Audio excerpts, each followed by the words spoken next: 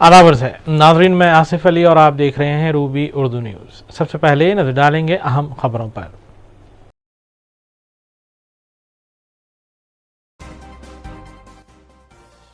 नए शहर और हाईटेक सिटी की तर्ज पर पुराने शहर को भी तरक्की दी जाए। गवर्नर के खुतबे पर इजहार तशक्कुर मुबाहिस के दौरान कायद मुखन्ना मजलिस अकबरुद्दीन ओवैसी ने हुकूमत से किया मुतालबा।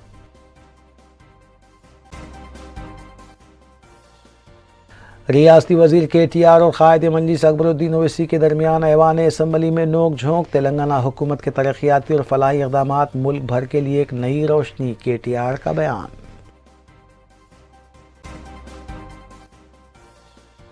मजलिसी अरकान असम्बली मुतल्लिक़ा हल्कों और डिवीजन्स में तरक्याती कामों की तकमील और हुकूमती स्कीमात की मौसर अमलावरी में मसरूफ़।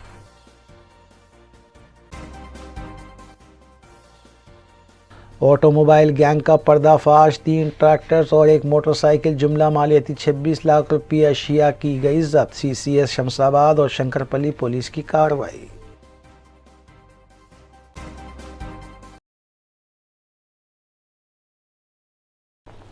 देखते हैं खबरों की तफसील।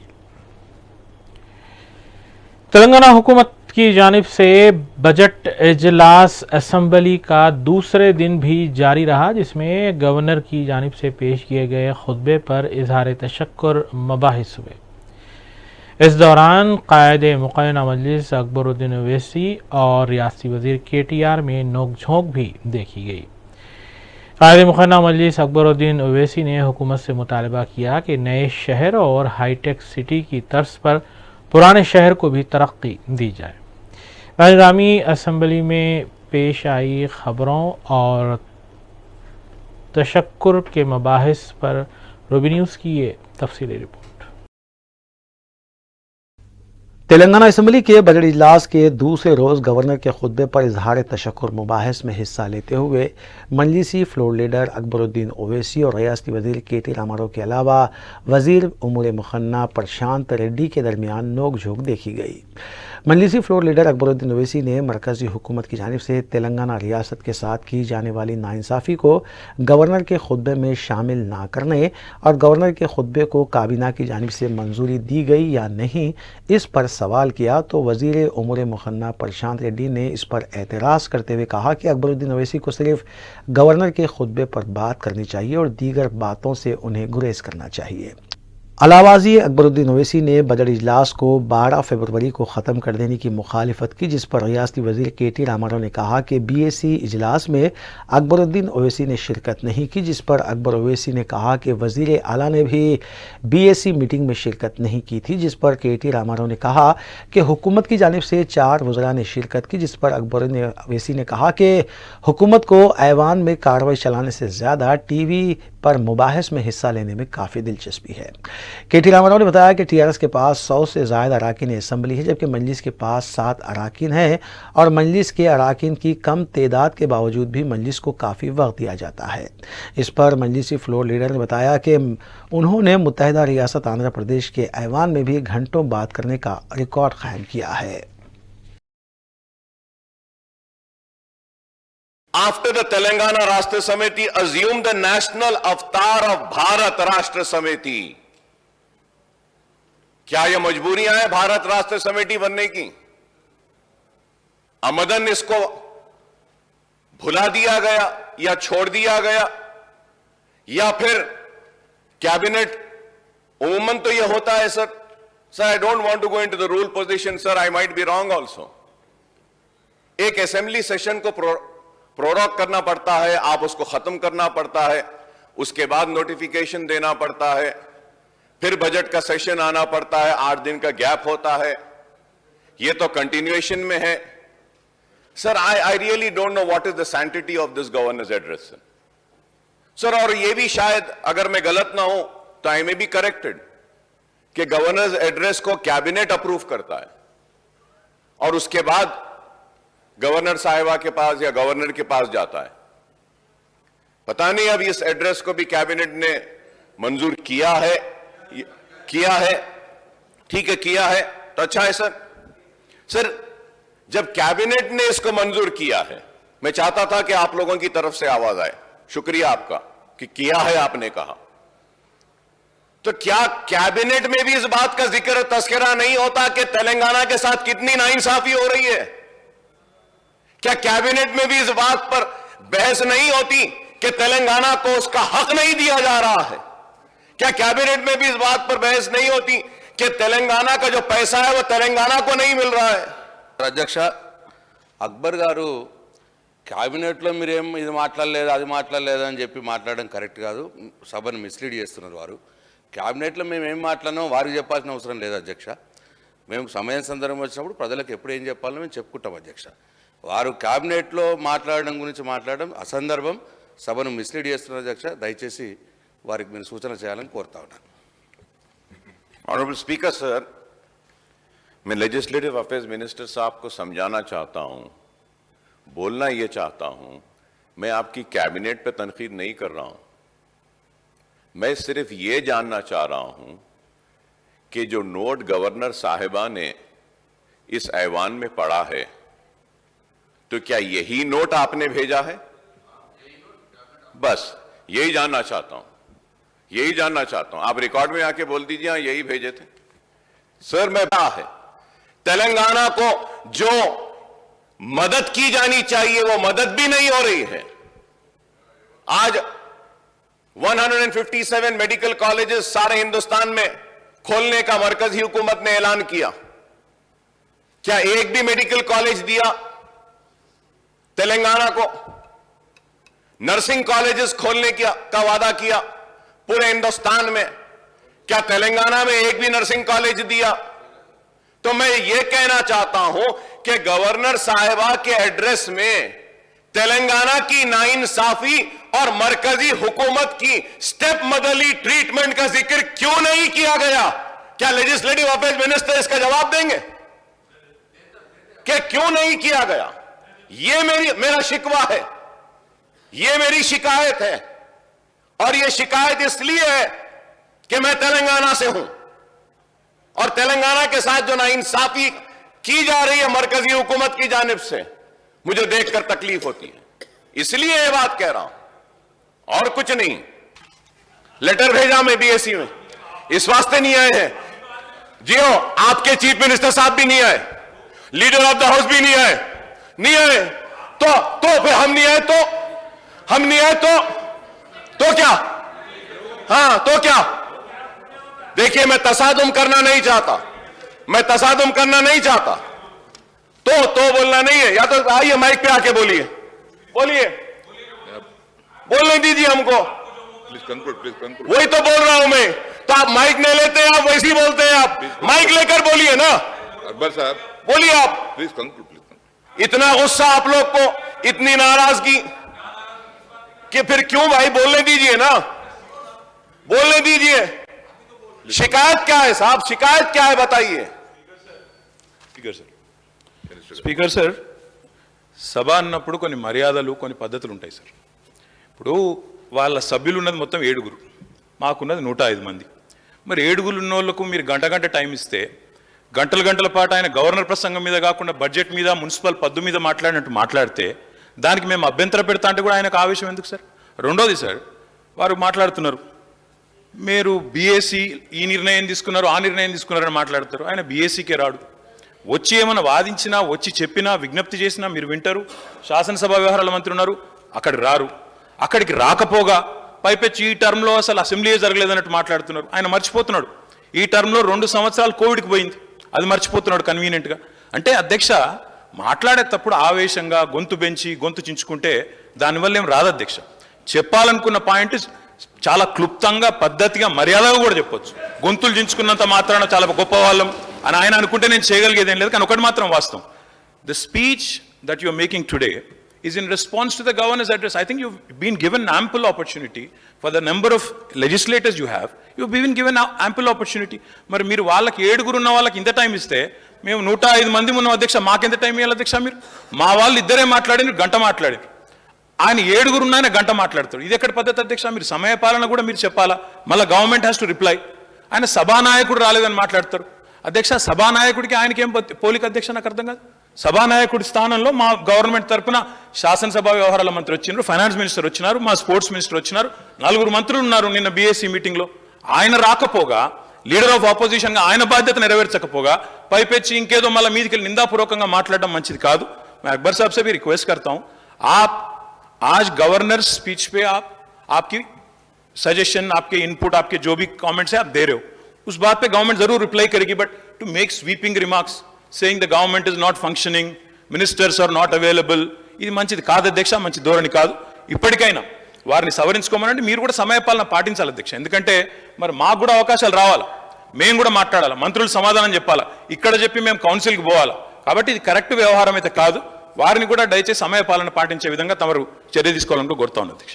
He is also a senior man, very qualified, well educated. I just want to tell one thing is that I am not a newcomer in this house. And it is not for the first time that I am speaking here. I have spoken in Andhra Pradesh Legislative Assembly several times on vote of thanks for the governor's address also. And it is not that the first time or in this Telangana state being in number 7 or with 7 numbers we are being given or allotted 1 hour or 40 minutes. No, sir. You can go and check the records. Always in Andhra Pradesh Legislative Assembly also, the MIM party has been allotted good number of times and opportunity and longer time to speak. It is not the first time. आप 107 हैं, जरूर आप लीजिए, 2 दिन बात करिए, एतराज नहीं है इस बात पर. एतराज इस बात पे है कि टॉलरेंस लेवल किसका कितना है. आपका टॉलरेंस लेवल ही कम होते जा रहा है, टॉलरेट ही नहीं करना चाह रहे. हाँ, अगर अकबर ओवैसी यहां खड़े रहकर 1 घंटा तारीफ करेगा तो और 1 घंटा बोलेंगे. देखिए, अरे देखिए, healthy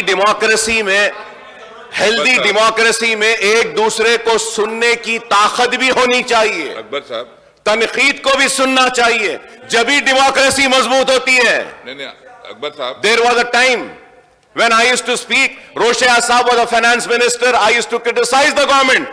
He used to get up from his chair and come and tell me, Mr. Owaisi, you have spoken well. Very good young man, he used to say.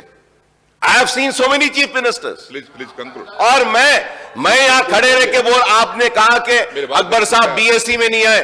Sir, honourable speaker sir, मैं नहीं, I am not yielding, sir. Let me complete, sir. Let me complete. I am not yielding, sir. Let me complete. Let me complete, sir. Then I'll give you an opportunity. Sir, Akbar గారు ఇప్పటికైనా కానీ governor ప్రసంగం మీద మాట్లాడమని సూచించండి sir. ఇంకా వాళ్ళతో మాట్లాడుతూ పోతే మేము కూడా ఆయన చూసినాం సార్. మేము ఆయన వారు సభ్యులుగా ఉన్నప్పుడు రోషే గురించి మాట్లాడుతున్నారు, వాళ్ళ గురించి మాట్లాడుతున్నారు. వారు చాలా బాగా మాట్లాడేది. ఈ మధ్యలో వారికి కూడా కోపం ఎక్కువస్తున్నారు అధ్యక్ష. అప్పుడు చాలా బాగా మాట్లాడేది, ఎందుకో వారికే కోపం ఎక్కువస్తుంది, మాకు రావట్లేదు కోపం. आपको गुस्सा ज्यादा हो रहे, हम नहीं हो रहे. आपको टॉलरेंस कम हो रहे, हमको नहीं हुआ. जिसपे ऊपर आप गुस्सा आना है उस पे ऊपर आइए. आप हमारे ऊपर गुस्सा है तो क्या आता. దయచేసి అధ్యక్ష గవర్నర్ ప్రసంగం మాట కంక్లూడ్ చేయమని రిక్వెస్ట్ చేస్తున్నాం వాళ్ళకి.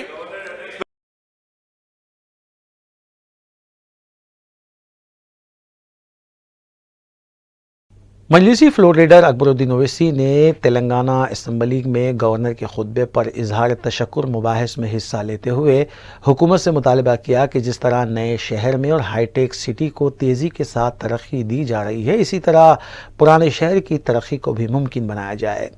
फौरी तौर पर पुराने शहर में मेट्रो रेल का आगाज़ किया जाए और रोड वाइडनिंग के कामों पर तवज्जो दी जाए.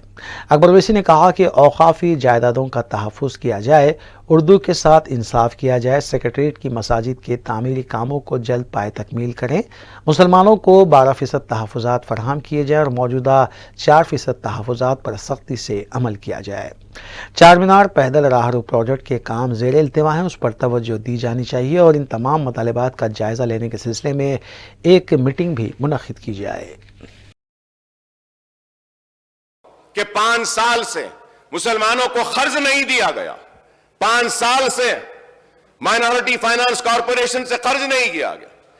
नहीं सर, इसमें बोले माइनॉरिटीज का सबका अच्छा कर रहे बोल के, तो मैं बताना चाह रहा हूं कि 5 साल से दरखास्तें नहीं बुलाए गए. जब बुलाए गए तो 1.5 लाख से ऊपर आए, अब दरखास्तें बुलाए तो 2 लाख चिल्लर दरखास्तें आई हैं। पैसा कम है, पैसा दीजिए ताकि उन दरखास्तों को क्लियर कर सकें।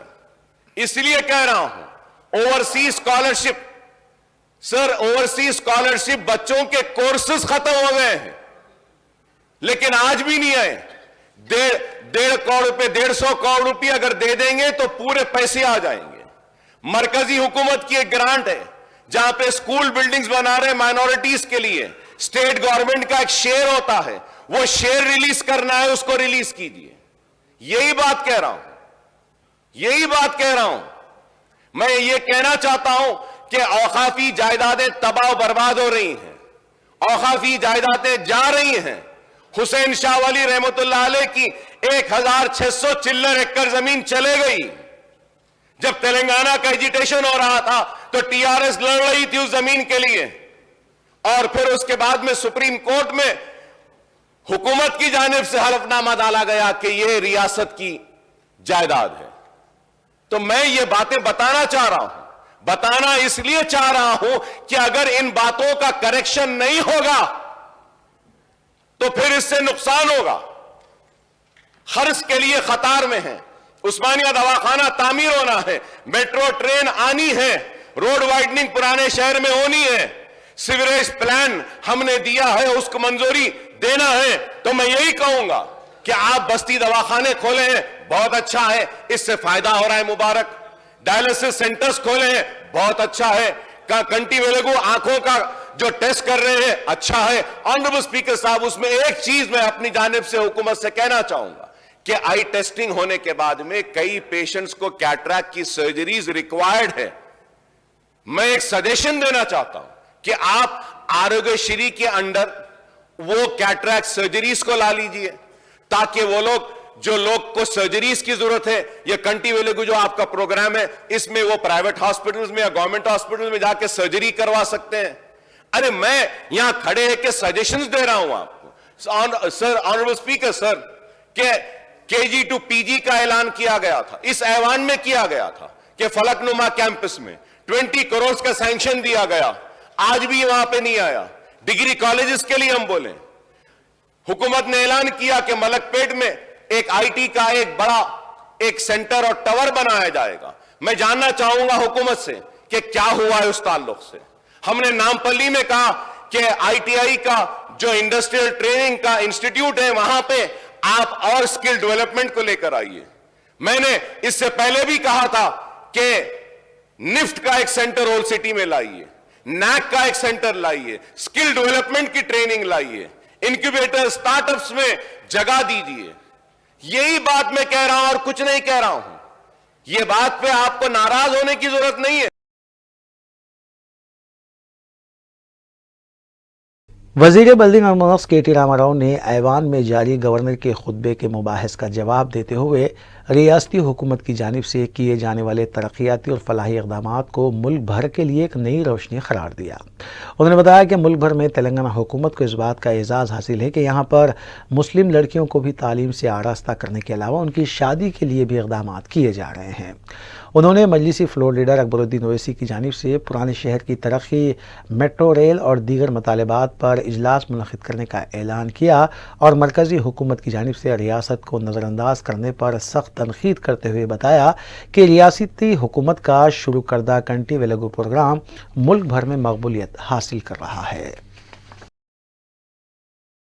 మా ప్రభుత్వం యొక్క గౌరవ ముఖ్యమంత్రి గారి నాయకత్వంలో ఈ 8.5 సంవత్సరాల ప్రస్థానం గమనిస్తే మా ముఖ్యమంత్రి గారు తీసుకున్న ప్రతి నిర్ణయం వెనుక మానవీయత ఉంటుంది అధ్యక్ష, ఆర్తి ఉంటుంది, ఆపేక్ష ఉంటుంది, ప్రజల పట్ల ప్రేమ ఉంటుంది. అందుకే 75 సంవత్సరాల్లో ఎంతో మంది ప్రధానమంత్రులు, ముఖ్యమంత్రులు ఈ దేశాన్ని పరిపాలించినారు. మహానాయకులు ఆకుపచ్చ కండువా నెత్తికి చుట్టుకొని, ఆకుపచ్చ రుమాలు మెడలో వేసుకొని గొప్ప గొప్ప స్పీచ్లు ఇచ్చిన వాళ్ళు చాలా మంది ఉన్నారు అధ్యక్ష. కానీ 75 ఏళ్లలో ఏ నాయకుడికి ఆలోచన రాలేదు అధ్యక్ష. ఈరోజు గర్వంగా చెప్పొచ్చు అధ్యక్ష, 75 ఏళ్ల భారతదేశ స్వాతంత్రం అనంతరం ఒక ముఖ్యమంత్రి, ఒక రాష్ట్ర నాయకుడు 65 లక్షల మంది రైతులకు 65,000 కోట్ల రూపాయలు వారి ఖాతాలో జమ చేసిన ఒకే ఒక్క నాయకుడు కేసీఆర్ అని గర్వంగా మనందరం కూడా చెప్పుకోవచ్చు అధ్యక్ష. రైతు బంధు అనే కార్యక్రమం అసాధారణమైన కార్యక్రమం అధ్యక్ష, అసాధారణమైన కార్యక్రమం. ఇది అసాధారణమైన నాయకులకు ఎట్లాంటి ఆలోచనలు వస్తాయి తప్ప సాధారణమైన వాళ్ళకి రావు అధ్యక్ష. ఎందుకంటే సాధారణమైన నాయకులు సాధారణమైన రాజకీయ ఆలోచనలు చేస్తారు తప్ప ఇట్లాంటి ఆలోచనలు చేయలేరు. వారి కల్పనకు ఊహాజనిత శక్తికి కూడా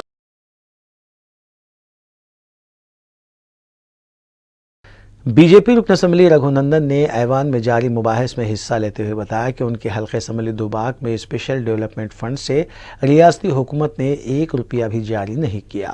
उन्होंने कहा कि एक सीनियर रुकन असम्बली की जानिब से गवर्नर के खुतबे को काबीना की तरफ से मंजूरी दी गई या नहीं, ये सवाल करना उन्हें ज़ेब नहीं देता।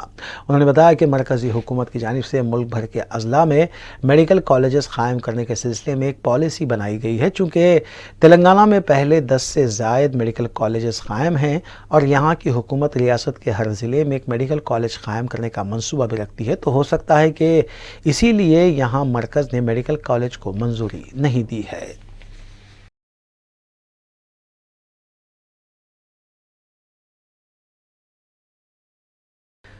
तेलंगाना असम्बली के बजट इजलास के दूसरे रोज़ कांग्रेस रुकन असम्बली जग्गा रेड्डी ने गवर्नर के खुतबे पर इजहार तशक्कुर मुबाहिस में हिस्सा लिया और मेट्रो रेल को संगरेटी तक तोसी देने, हैदराबाद और रियासत के तमाम अजला के सहाफ़ियों को 200 गज़ अराज़ी फराहम करने, कैंसर के मरीज़ों को भी गुर्दे के आर्ज़े में मुब्तला मरीज़ों की तरह मुफ्त इलाज फराहम करने और RMP डॉक्टर्स को भी हुकूमत की तरफ से सहूलतें फराहम करने का मुतालबा किया। जग्गा रेड्डी ने हुकूमत की बाज़ स्कीमात की भी सताइश की, तो दूसरी जानिब कई एक वादों को पूरा ना करने पर अपनी जानिब से और अपनी पार्टी की जानिब से बरहमी का इजहार भी किया।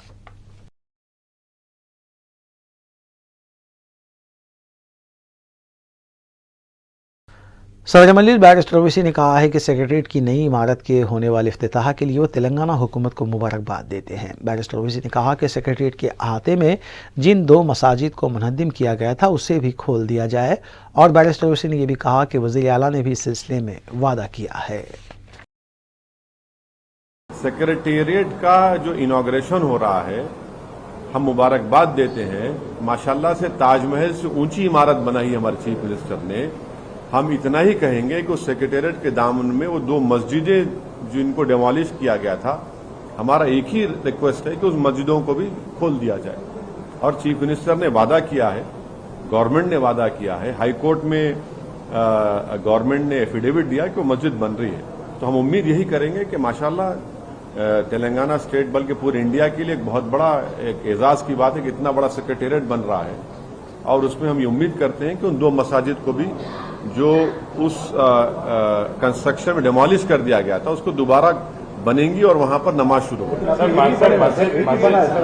अरे अभी आपको मिल गया क्या इनविटेशन? मीडिया को मिल गया? डीएम के सीएम को मिल गया सर? नहीं, आपको मिल गया क्या? डीएमके के सीएम को मिल गया? नहीं, देखिए मैं तो मुबारकबाद दे रहा हूं नए सेक्रेटेरिएट के खुलने पर गवर्नमेंट को आपके जरिए से, और हम ये रिक्वेस्ट कर रहे हैं कि वो जो 2 मसाजिद को डेमोलिशन किया गया था सेक्रेटेरिएट के कंस्ट्रक्शन में, उसकी तामीर होगी और उसमें नमाज शुरू हो जाएगी। और वाकई में बहुत, ये तो तेलंगाना के लिए नहीं बल्कि पूरे मुल्क के लिए एक एजाज की बात है कि इतना बड़ा सेक्रेटेरिएट बन रहा है।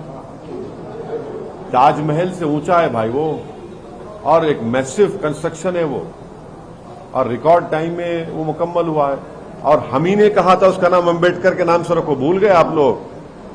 सीएम ने उसको कबूल किया, अब वो नहीं बोलते आप। सर कबूल किया? हाँ, कबूल हो गया ना, अम्बेडकर का नाम पड़ गया, बस है, काफी है। सर कबूल किए, मस्जिद भी बन गए, मगर नहीं, हमारा सेक्रेटेरिएट जब खुलेगा तो उसमें एडमिनिस्ट्रेशन को फायदा होगा, जनता को फायदा होगा।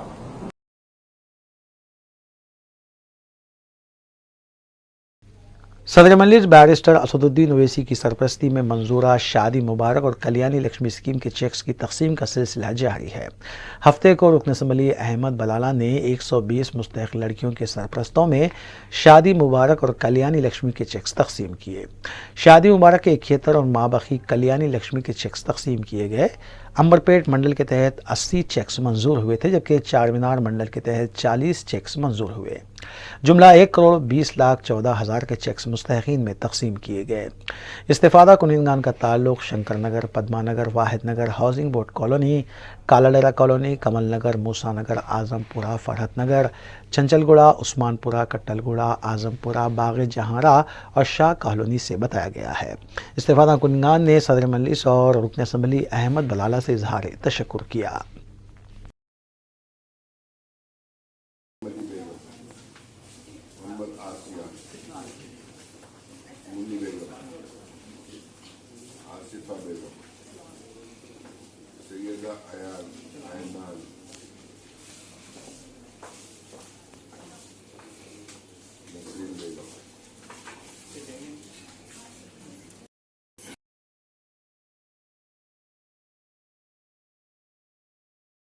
शहर में पुलिस शराब पीने वालों के खिलाफ क्रैकडाउन करती आ रही है, लेकिन अगर कानून के मुहाफिज वर्दी में मैनोशी करते नजर आए तो कौन उनके खिलाफ कार्रवाई करेगा। पंजागुट्टा पुलिस स्टेशन हदूद में कुछ ऐसा ही एक मंजर देखने में आया जब पुलिस के 2 मुलाजिमीन मुबैना तौर पर मैनोशी करते हुए देखे गए। जब उनकी मैनोशी का यह मंजर कैमरे में कैद होने लगा तो वो वहाँ से भागने की भी कोशिश करने लगे। अगर पुलिस ही नशे की हालत में ड्यूटी करेगी तो फिर कौन उनकी सलामती की तवक्को करेगा। पता चला है कि आला हकाम ने इस सिलसिले में कार्रवाई करने की भी बात कही है।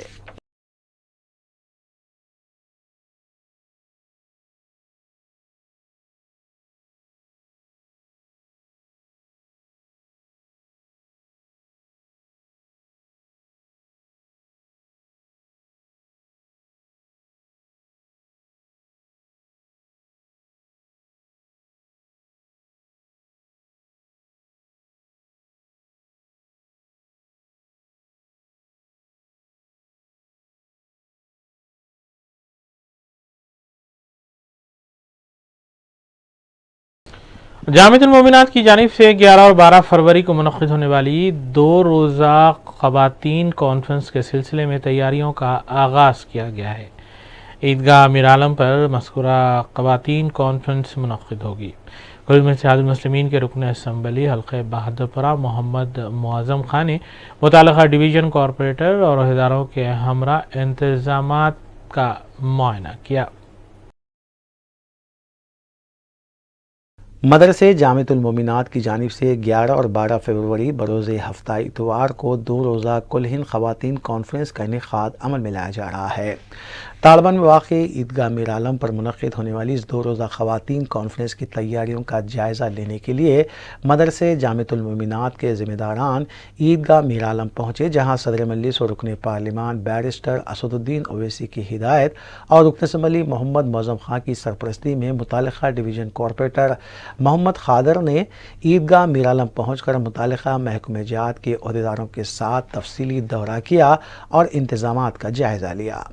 कॉरपोरेटर अमनसपुरा डिवीज़न मोहम्मद खादर ने तमाम महकमे जात बशमूल बल्दिया, बरखी और आब रसानी के अलावा महकमे RTC, law and order, police, महकमे ट्रैफिक के अलावा दीगर महकमे जात के ज़िम्मेदारान के साथ इजलास मुनक़्क़िद करते हुए कहा कि जामिअतुल मोमिनात की जानिब से मुनक़्क़िदा इस 2 रोज़ा कॉन्फ्रेंस में आने वाली ख़वातीन और तालिबात के लिए हर मुमकिन सहूलियात को मुमकिन बनाया जाए।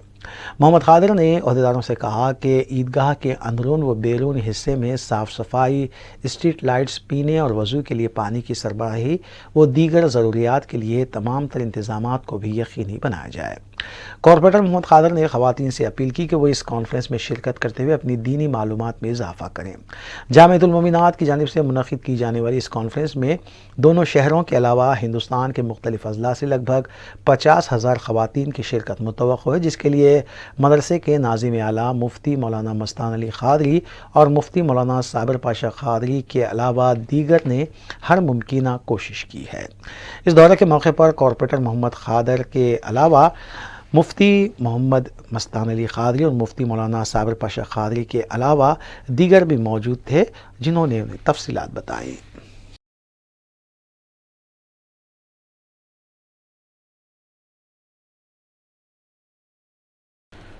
CCI शमशाबाद और शंकरपल्ली पुलिस ने मुश्तरका तौर पर कार्रवाई करते हुए ऑटोमोबाइल के सरक़े में मुलव्विस बैन रियासती गैंग का पर्दाफाश किया। DCP राजनगर जोन ने मीडिया से बात करते हुए बताया कि 24 साला मुजाहिद मोहम्मद सैयद, 26 साला ज़मीर दिलावर शेख मुतवत्तियान रियासत महाराष्ट्र के अलावा 21 साला जमादार श्याम मुतवत्तिन कर्नाटक को हिरासत में लिया गया है। मुलजिमीन के कब्जे से 3 ट्रैक्टर्स और एक मोटरसाइकिल जुमला मालियती 26 लाख रुपए बरामद किए गए हैं। उन्होंने इस सिलसिले में मज़ीद तफसीलात से भी वाकिफ करवाया। अपना शंकरपल्ली पुलिस स्टेशन के लिमिट्स में सिंगापुरम विलेज बोल के है। 27 नवंबर 2022 में एक ट्रैक्टर का थेफ्ट हुआ था। वहाँ पर अपन केस रजिस्टर होने के बाद उसके केस को डिटेक्ट करने के लिए हम लोग स्पेशल टीम्स डिप्यूट करके काम कर रहे थे नवंबर से लेके। इस बीच में नारसिंग एरिया में भी 31 दिसंबर पे और एक ऑफेंस हुआ, यही tractor theft.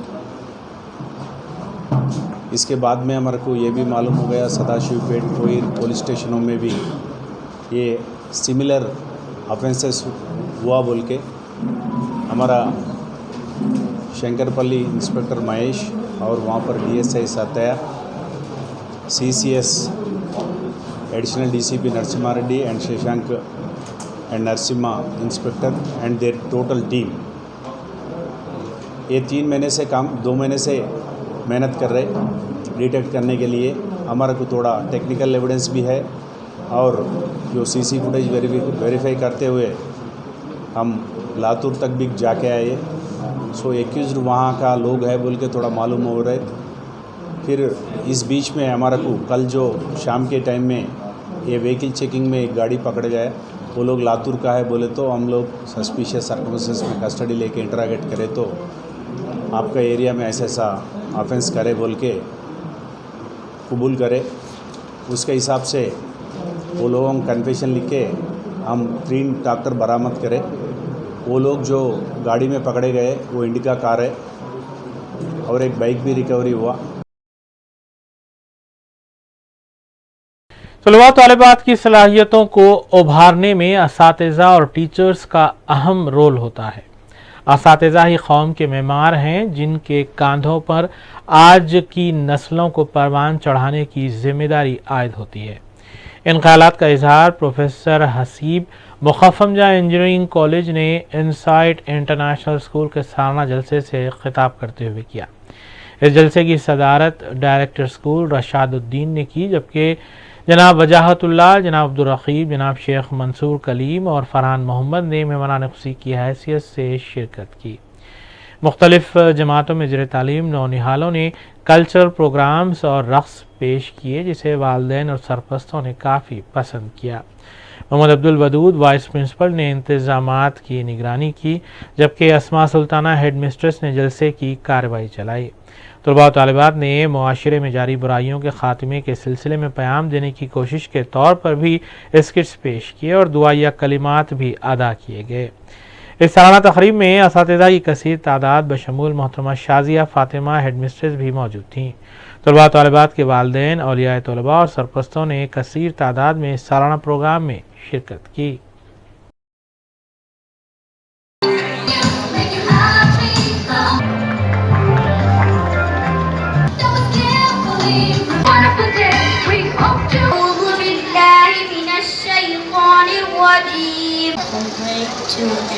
Today I will be telling a speech on my school.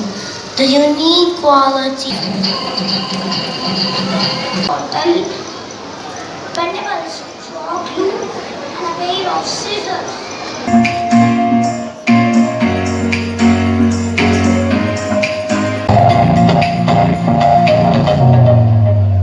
One, two, three. Knowledge is power, values are like a power, that is what we get.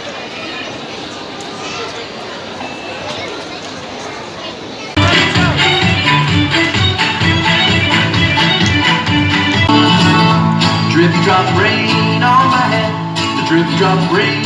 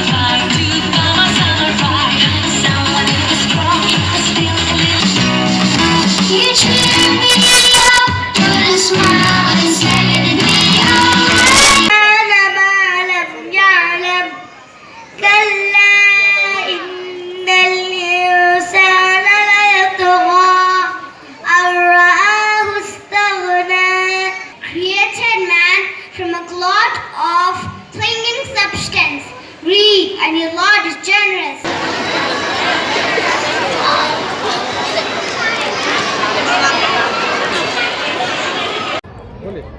बिस्मिल्लाहिर्रहमानिर्रहीम। इनसाइड इंटरनेशनल स्कूल 2012 में establish किया गया था। इस school की इस वक्त 2 branches हैं, शेखपेट पर एक ब्रांच और मेहदीपट्टनम पर एक ब्रांच, और इन दोनों ब्रांचेस में इस वक्त तकरीबन 1300 स्टूडेंट्स हैं। इनसाइड की शुरू से इस बात की कोशिश रही है कि एक तरफ क्वालिटी एजुकेशन इनसाइड प्रोवाइड करे और फिर इसके साथ दूसरी तरफ इनसाइड ये चाहता है कि इस्लामिक वैल्यूज़ और इस्लामिक कल्चर को भी वो बरकरार रखे। आम तौर पर ये ट्रेजेडी है कि जहाँ क्वालिटी एजुकेशन है वहाँ पर अच्छे इस्लामिक वैल्यूज़ और इस्लामिक कल्चर नहीं हैं, और जहाँ इस्लामिक वैल्यूज़ और इस्लामिक कल्चर है वहाँ क्वालिटी एजुकेशन नहीं है। इनसाइड कैम्ब्रिज से एफिलिएटेड स्कूल है और इसने अपने 11 साल का सफ़र कंप्लीट किया है, और इस सफ़र के दौरान में अब तक 5 बैचेस इसके ग्रेड 10 के कंप्लीट हो चुके हैं। ग्रेड 12 का एक बैच कंप्लीट हुआ है और दूसरा बैच इस वक्त एग्ज़ामिनेशन लिखने वाला है। इनसाइड ने इस बात की कोशिश की है कि स्टूडेंट्स का ऑलराउंड डेवलपमेंट हो। इसके लिए inside swimming, karate, co-curricular activities, extra curricular activities provide करता है। हमारे पास English week, science week, maths week, languages week, sports week, ये सारे मुनक़िद किए गए और इसके ज़रिए से इस बात की कोशिश की गई कि स्टूडेंट्स का ऑलराउंड डेवलपमेंट हो। आज यहाँ पर प्री प्राइमरी और ग्रेड 1 और 2 के स्टूडेंट्स का प्रोग्राम था। ये एनुअल डे प्रोग्राम था। साथ में यहाँ पर PP2 के स्टूडेंट्स की ग्रेजुएशन सेरेमनी थी। इस वक्त हमारे स्टूडेंट्स ने जो कुछ भी अपने सफ़र के दौरान में सीखा है उनका परफॉर्मेंस आज यहाँ पर रहा है। इस बात की हमें तवक्को है कि यहाँ से जो स्टूडेंट्स अपनी एजुकेशन को कंप्लीट करेंगे वो आगे चलकर एक अच्छे सिटीज़न भी बनेंगे और इस काबिल होंगे कि वो सोसाइटी में लीडिंग पोजीशन को सही तौर पर अदा कर सकें।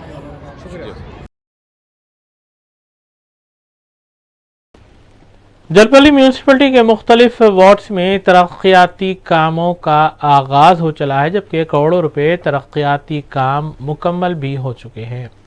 चेयरमैन जलपल्ली की निगरानी में मज़कूरा काम अंजाम दिए जा रहे हैं।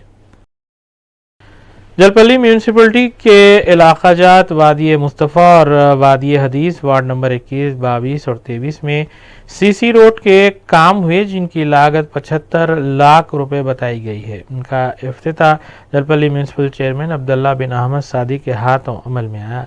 इस मौके पर काउंसलर वार्ड 22 सऊद अवलगी के अलावा नुमाइंदा काउंसलर शेख अफजल और दीगर भी मौजूद थे। बाज़ा चेयरमैन अब्दुल्ला बिन अहमद सादी ने मीडिया को इस सिलसिले में तफसील बताई।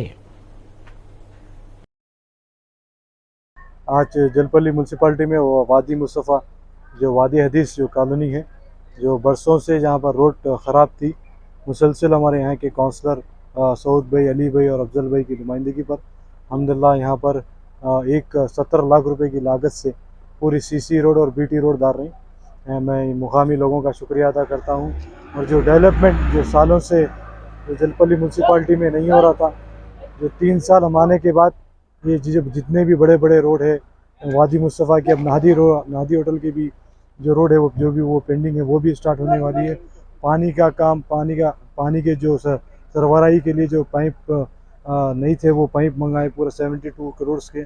और जहाँ जहाँ रोड नहीं है, जहाँ जहाँ ड्रेनेज नहीं है, वहाँ पर जितना हो सके हक़्क़ल इम्कान हम कोशिश कर रहे हैं कि हमारे बस्तियों को सुधारने की। जलपल्ली म्यूनसिपाल्टी से इंशाल्लाह हम कोशिश हमारी जारी रहेंगी। जहाँ जहाँ अभी ड्रेनेज नहीं है, पानी नहीं है या लाइट के खंभे नहीं है, जो भी बल्दी बरखी आवारस्तानी के जितने भी मसाइल हमारे काउंसलर और मैं सब मिलकर इंशाल्लाह हल करेंगे। नक़ीब मिल्लत अलहाज बैरिस्टर असदुद्दीन अहमद साहब की हिदायत पर और हमारे एजुकेशन मिनिस्टर सबिता नडी मैडम की हिदायत पर हम इंशाल्लाह डेवलपमेंट जलपल्ली म्यूनसिपाल्टी में जारी और सारी रखेंगे। कुमार केसरी कुश्तियों के मुकाबले में टाइटल हासिल करने वालों को शाहीन नगर में तहनीत पेश की गई। इस तकरीब में चेयरमैन जलपल्ली म्यूनसिपलिटी ने मानवती की हैसियत से शिरकत की। शाहीन नगर में वाक़ई कुल इत्तेहादुल मुस्लिमीन के हेड ऑफिस पर महेश्वरम इंचार्ज अहमद बिन सालिल सादी ने कुमार केसरी टाइटल जीतने वाले सईद महरूस और सैयद नियामतुर रहमान और उनके तमाम बरादरान की गुलपोशी की और उन्हें तहनीत भी पेश की। इस तकरीब में जलपल्ली म्यूनसिपलिटी चेयरमैन अब्दुल्ला बिन अहमद सादी ने मेहमान खुशी की हैसियत से शिरकत की। इस मौके पर मुताल्लिका काउंसलर्स और नुमाइंदा काउंसलर्स भी मौजूद थे। आज हमारे लिए बहुत गर्व की बात है जो आज हमारे बच्चे आज जाकर जो रेसलिंग में और MMA में जो बढ़ चढ़ के जो हिस्सा ले रहे हैं और कामयाब हो रहे हैं।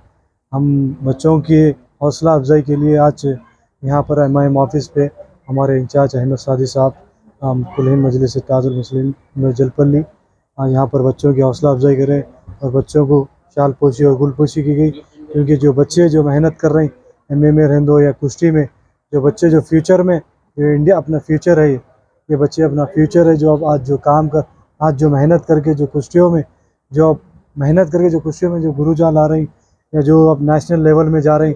इससे पहले भी इन्होंने हिंद केसरी में भी 3rd नंबर पे आए थे, सिल्वर मेडल लाए थे। ये हमारे शाहीन नगर जलपल्ली बारकस के लिए हमारा बच्चा बहुत हमारा नाम करा, तो इसलिए हम आज बच्चों को बुलाकर यहाँ पर हौसला अफजाई करें और इसके लिए दुआ करते हैं कि और कामयाब हो, MMA में हो या रेसलिंग में हो, नेशनल तक जाए। हमको ये उम्मीद है कि इंशाल्लाह जो बच्चे जो बेहतरीन मेहनत करें। और मैं मारूस फैमिली का भी बहुत बहुत शुक्रिया अदा करता हूँ जो अपने बच्चों को कुश्तियाँ में जो लगा रही मेहनत कर रहे हैं उनके पीछे। अस्सलाम वालेकुम रहमतुल्लाहि व बरकातहू। केसरी में आखिर में देखेंगे सुर्खियां एक बार फिर।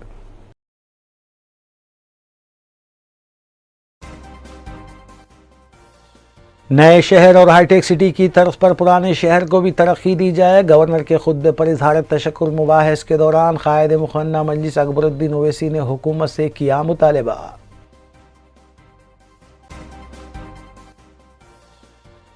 रियासती वजीर KTR और कायद मजलिस अकबरुद्दीन ओवैसी के दरमियान ऐवान असम्बली में नोक झोंक। तेलंगाना हुकूमत के तरक्याती और फलाही इक़दामात मुल्क भर के लिए एक नई रोशनी, KTR का बयान।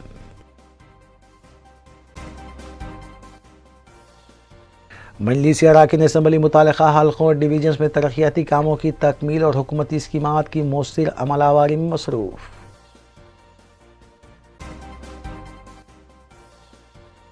ऑटोमोबाइल गैंग का पर्दाफाश, 3 ट्रैक्टर्स और 1 मोटरसाइकिल जुमला मालियती 26 लाख रुपये अशिया की गई जब्त। CCS शमशाबाद और शंकरपल्ली पुलिस की कार्रवाई।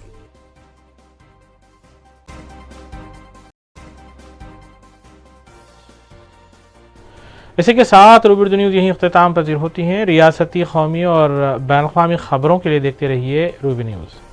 हम इस उम्मीद के साथ आपसे इजाज़त लेंगे कि आपका आने वाला दिन अच्छा होगा। अस्सलाम वालेकुम।